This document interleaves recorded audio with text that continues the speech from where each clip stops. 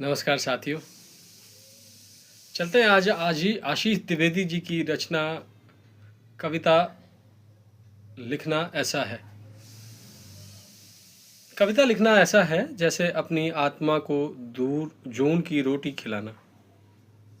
कविता लिखना ऐसा है जैसे उसको देखते रहना देर तक बाल संवारते हुए और फिर भीग जाना उसकी जुल्फों के झटकने से।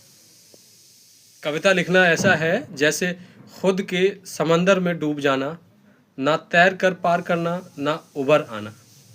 कविता लिखना ऐसा है जैसे तमाम सीमाओं को तोड़कर बहुत दूर निकल जाना और फिर कभी वापस न लौटना। कविता लिखना ऐसा है जैसे किसी के जख्म पर नर्म हाथों से बर्फ का एक टुकड़ा रख देना और सुकून पहुंचाते रहना उसकी रूह को। कविता लिखना ऐसा है जैसे किसी की कल्पना में डूब जाना और उसको हर्फ व हर्फ उतार देना पन्ने पर किसी पेंटर की तरह।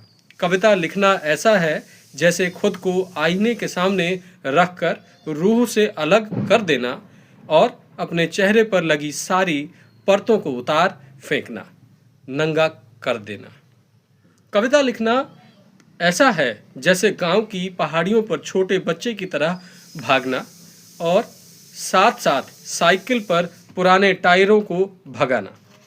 कविता लिखना ऐसा है जैसे एक शून्य में ताकते रहना, बहुत सारे शून्यों की तलाश में और फिर एक शून्य बन जाना।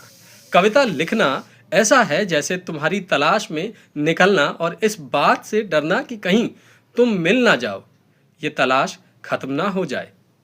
कविता लिखना ऐसा है जैसे रास्तों को ही मंजिल मान लेना और एक ही रास्ते पर पूरी उम्र गुजार देना।